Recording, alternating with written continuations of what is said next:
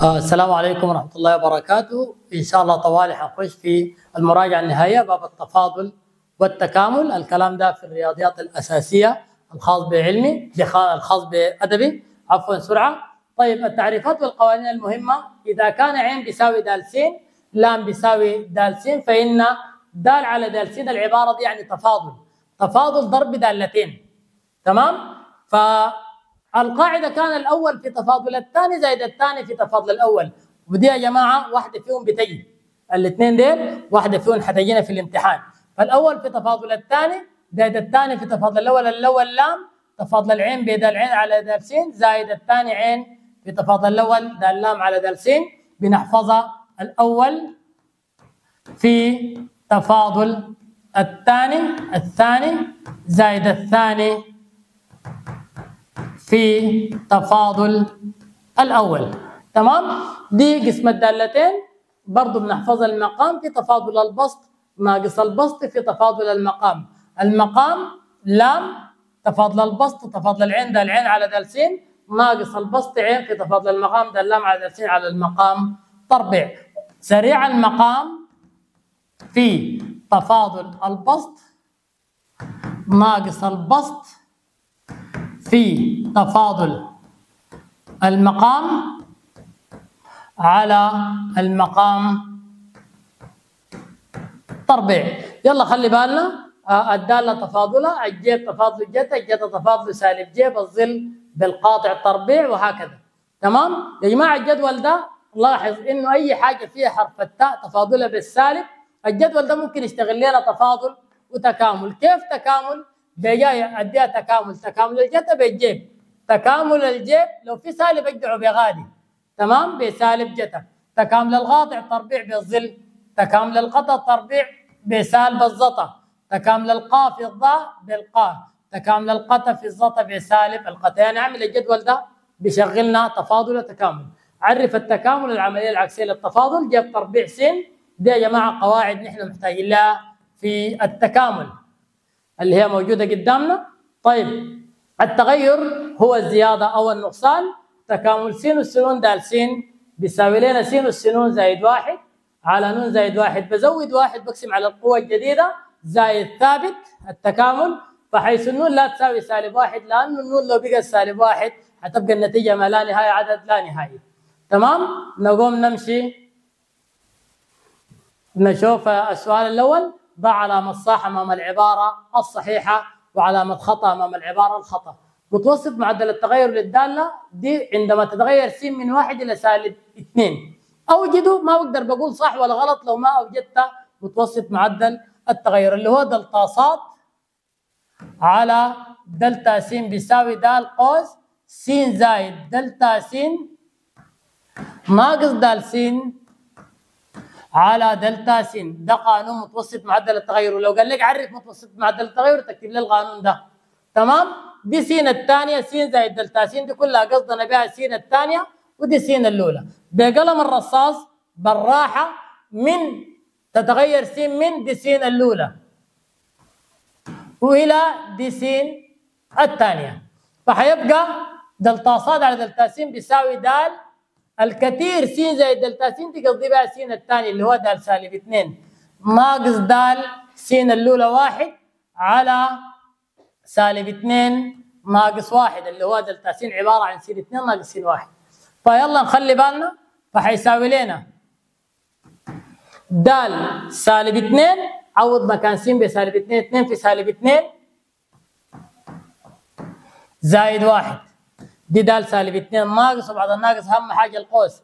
د 1 عوض مكان س ب1 2 في 1 ب2 زائد 1 على سالب 3. تمام؟ 2 في سالب 2 بسالب 4 زائد 1 سالب 3 والبسط ناقص 3. تمام؟ اللي هو سالب 3 ناقص 3 على سالب 3 حيساوي سالب 6 على سالب 3 بيساوي موجب 2. دي مع دي انتهى 6 على 3 ب2 فعلا بيساوي 2. بقدر بعمل صح، لو ما حليت ما بقدر بعمل الصح الآن. تفاضل الثمانية دال على د س دي معناتها تفاضل الثمانية ب8 لا، تفاضل الثمانية بصفر لأنه تفاضل الثابت بصفر. ديك نهاية الثابت ده الثابت نفسه، ما نغلط. تمام؟ تفاضل الجيب 45 قال بجد 45، لا ما نغلط يا جماعة، ما نتغشى. جيب 45 دي ما قيمة اللي هو بجذر 2 على 2، وتفاضل القيمة الثابتة بصفر برضه ده غلط. تمام؟ وتفاضل ألف تكعيب ب3 ألف تربيع. تمام؟ لكن قال لي بالنسبة إلى س والألف دي ثابت يا جماعة. تمام؟ لو قلنا في الامتحان بيحددها لنا أكثر، بيقول لك حيث ألف ثابت، لا تفاضل الثابت برضه بصفر ما نتغشى. تكامل ألف تكعيب بالنسبة إلى س بألف أس 4 غلط. تمام؟ أي ثابت تكامله بلصق له س بس، يعني حتبقى تكامل دي الصحيح بتاع ألف تكعيب س زائد ثابت. السؤال الثاني جدا المشتقة الأولى من المبادئ الأولية. المبادئ الأولية بكتب القانون بتاعي اللي هو طوال د ص على د س، وده تعريف المشتقة. لو قال لي عرف المشتقة بكتب الكلام ده يا جماعة. طيب هيبقى عندنا نهاية تمام د س زائد دلتا س ناقص د س على دلتا س عندما دلتا س تولى صفر. يلا أهم حاجة في المبادئ الأولية الحتة دي د س زائد دلتا س، يلا حنقول يساوي. تمام؟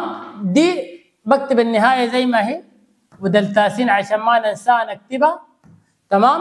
د س زائد دلتا س عوض حتبقى س زائد دلتا س الكل تربيع. يعني شنو الحتة دي اللي قلنا بالأحمر دي؟ معناتها امشي للدالة امسح السين وخد بدل السين زائد دلتا س. سريع. ناقص د س يعني ناقص الدالة نفسها ناقص س تربيع، لأنه حد واحد ما احتجت لغوص على دلتا س. أفك المربع الكامل لأنه بقدر أفكه.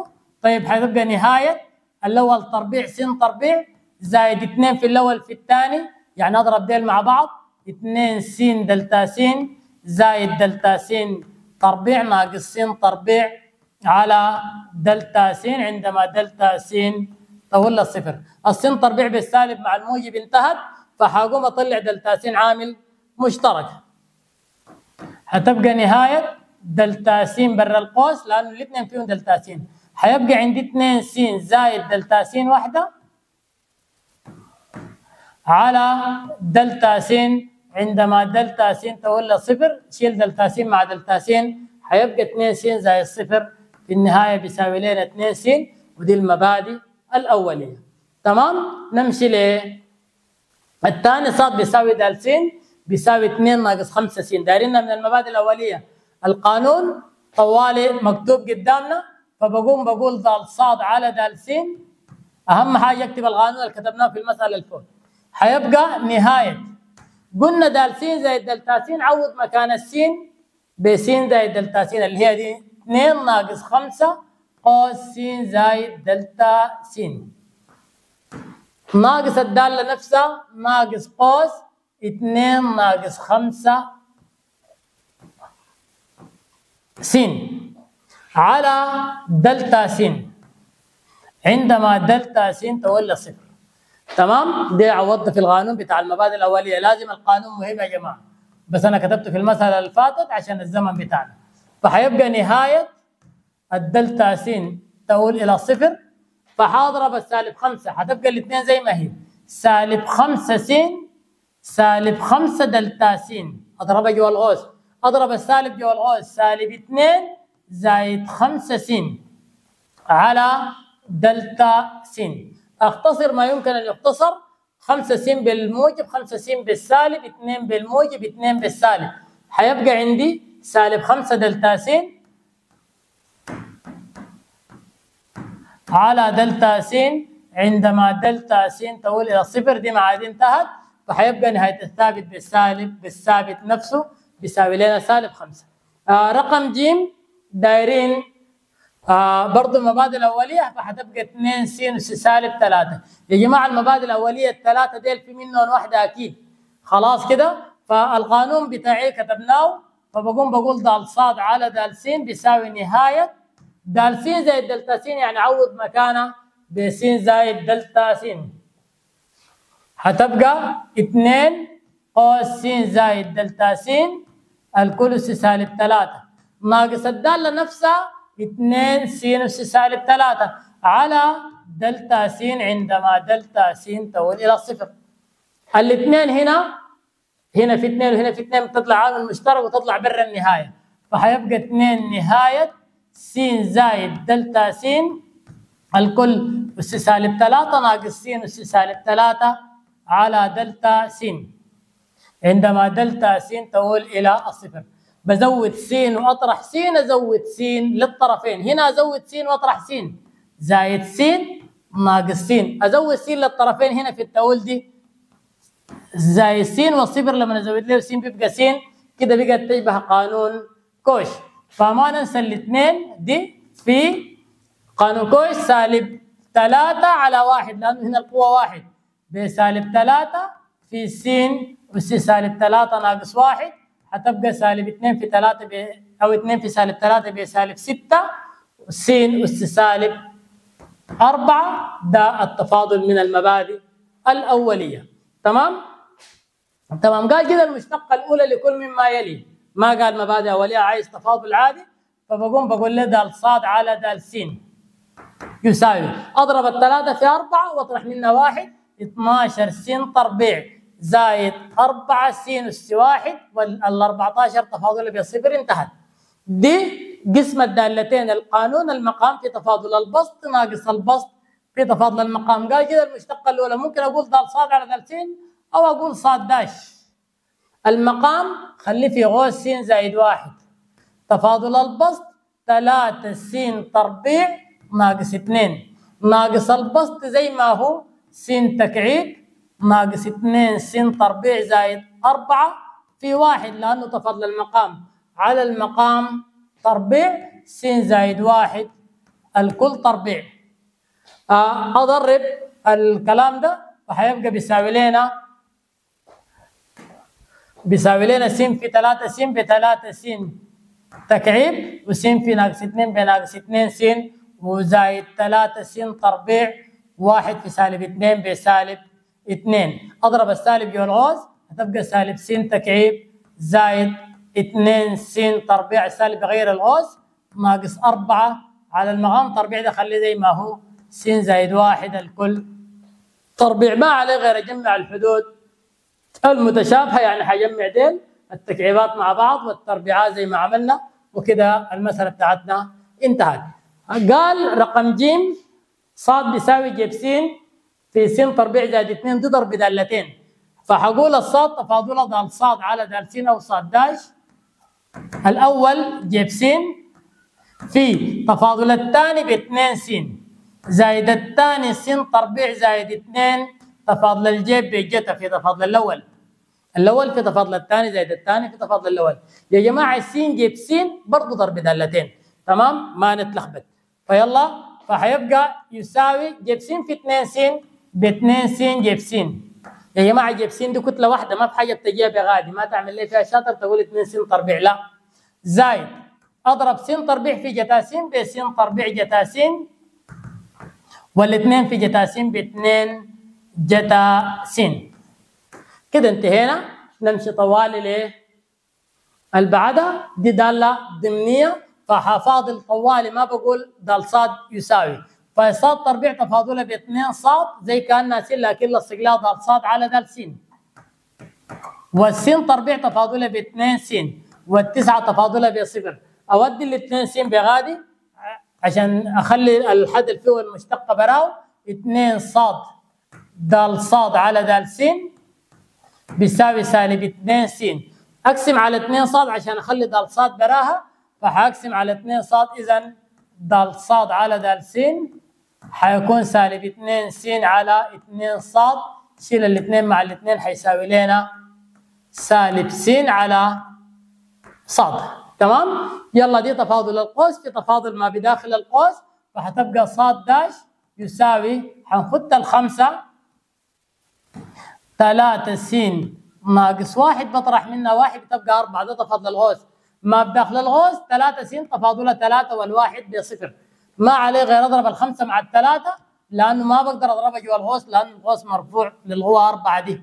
ف15 واكتب الغوص زي ما هو 3 س ناقص 1 الكل أس 4. هنا ده بعدلها في خطوة، الخطوة بتاعت التعديل بكتب صاد ذات، تمام؟ جذر س بس أس نص زائد س أس سالب 1 زائد ظل 4 س، س تحت رفعناها فوق تبقى أس سالب 1.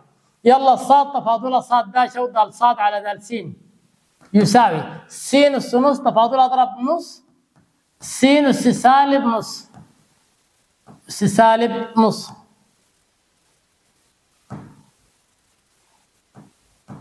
تمام؟ والسين أس سالب 1 بضرب السالب 1 هتبقى سالب س أس سالب 2 لأنه بطرح منه 1، سالب 1 ناقص 1 ب2. ودي تفاضل زاوية في تفاضل النسبة، تفاضل الأربعة س ب4 تفاضل الظل بالقاطع تربيع 4 س. كده انتهينا من التفاضل.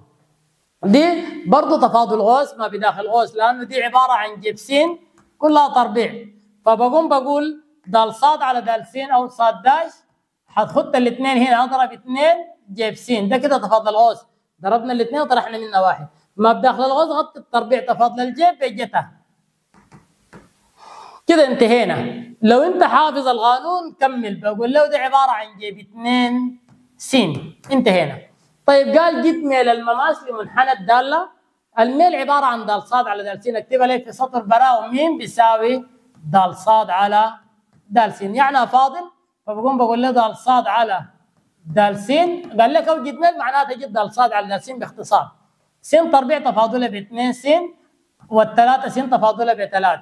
فعند النقطة اللي ادوني لها 0 1 فبقوم بقول له إذا الميل بيساوي عوض مكان أي س 0 2 في 0 ناقص 3 بيساوي سالب 3، ده الميل، تمام؟ يلا قال دال س بيساوي س أس 4 زائد جيب س حيث ج ثابت، جد المشتقة الثالثة وعوض لي س ب2، ده معناته كده. فبقوم بقول له أول حاجة دال داش س المشتقة الأولى تفاضل س أس 4 ب4 س تكعيب والجيم لأنه ثابت بصفر انتهينا منه. أجيب المشتقة الثانية دبل داش أفاضل دي 3 في 4 ب 12 س تربيع، 3 في 4 واطرح منها 1 دي المشتقة الثانية. أجيب المشتقة الثالثة 3 داشات س 2 في 12 ب 24 س. يلا يا دوب بقوم بقول له عند س بيساوي 2 إذا المشتقة الثالثة اللي هي د تكعيب على د س تكعيب 2 فحيساوي لنا 24 في 2 ب 48. تمام كده التكاملات التالية. التكامل بزود 1 بقسم على القوة الجديدة فحيساوي لنا 7 س أس 7 على 7 زائد الثابت ما ننساه. ال7 مع ال7 انتهت بقت س أس 7 زائد ثابت، انتهينا. تكامل د س يعني هنا اصلا في 1 لكن ما بقول 1 د س. تكامل د تكامل الواحد ب س زائد ثابت، انتهينا. تكامل التسعة اي ثابت لصق له س زي الواحد لصقنا له س بقى 1 س، ف9 س زائد ثابت. التكامل يلا 6 تكامله ب 6 س 2 س 2 س اصلا القوه 1 بزود لها 1 تبقى اس 2 بقسم على القوه الجديده ناقص 8 س اس 4 لانه ازود لها 1 على 4 خلصت بقول زائد الثابت حيساوي لنا 6 س زائد شيل الاثنين مع الاثنين هنا هتبقى س تربيع وشيل الثمانية هتبقى 2 8 على 4 فيها الاثنين س اس 4 زائد ثابت. تكامل جيب 2 س ب1 على 2 بالثابت الجيب تكامله بالسالب هتبقى سالب 1 على 2 تقسم على معامل س جتا 2 س زائد ثابت. تمام. دي برضه بحلل البسط عشان اتخلص من المقام فحيكون طوالي بيساوي لنا تكامل دي س ناقص 3 وس زائد 3 بالنسبة إلى س على س ناقص 3. اختصرنا فحيبقى تكامل س زائد 3 فيلا يساوي السين بزود لها 1 تبقى س تربيع على 2 والثلاثة تكاملها ب3 س. أي ثابت لصق له س خلصت من موضوع أقول زائد ثابت. نمشي للبعدها تكامل جتا تربيع 6 س. ده الجتا تربيع ما صيغة مباشرة فبحولها، فحيبقى بيساوي لنا تكامل بتتحول لنص 1 زائد جتا ضعف الزاوية. جتا ضعفها يعني 6 في 2 ب 12. يا جماعة الجيب تربيع والجتا تربيع جبال كتبنا لكم قواعده، فدي حولناها كده. النص بيطلع برا التكامل وبكامل عادي. الواحد تكامل س زائد الجتا تكاملها جيب، لكن بقسم على معامل س حتبقى 1 على 12 جيب 12 س. خلصت من موضوعك زائد ثابت. اضرب النص داخل القوس فحتبقى نص س زائد 1 على 24 جيب 12 س. خلصت من موضوعك قول زائد ثابت. هنا بزود 1 وبقسم على القوة الجديدة فحتبقى صاد السنون، لأنه ناقص 1 زائد 1 بتبقى السنون، بس بقسم على نون خلصت بتقول زائد ثابت، حيث النون لا تساوي 0 لأنه المقام هنا بس نون.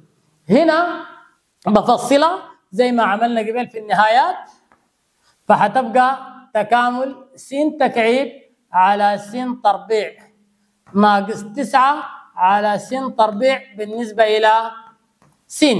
فحختصر فحتبقى تكامل س تكعيب على س بس إذا تساوي الأساس بطرح ناقص 9 دي أرفعها فوق بتبقى س سالب 2 بالنسبة إلى س. فتكامل السين بس تربيع على 2 ناقص 9 س.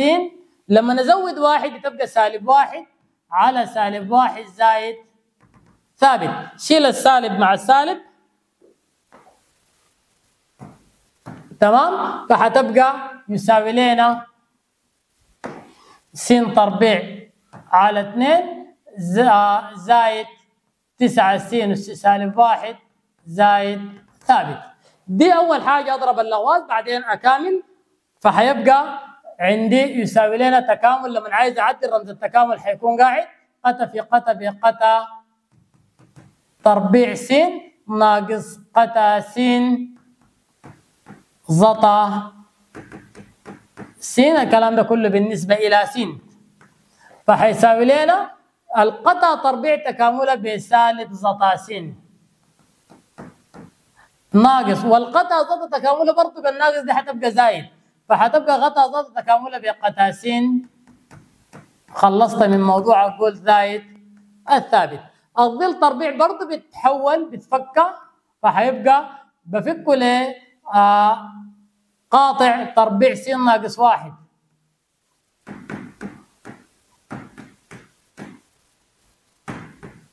لأن أصلا 1 زائد الظل بيديني القاطع تمام، فالظل بيساوي قاطع ناقص 1. فبكامل عادي القاطع التربيع تكامله بظل س والواحد تكامله بس. خلصت من موضوعك بتقول زايد الثابت تمام. كده نحن خلصنا من باب التفاضل والتكامل. نحن خاشين في الوحدة الرابعة اللي هي باب الإحصاء. نقف هنا ونكمل باب الإحصاء في فيديو منفصل. أترككم في حفظ الله ورعايته، والسلام عليكم ورحمة الله وبركاته.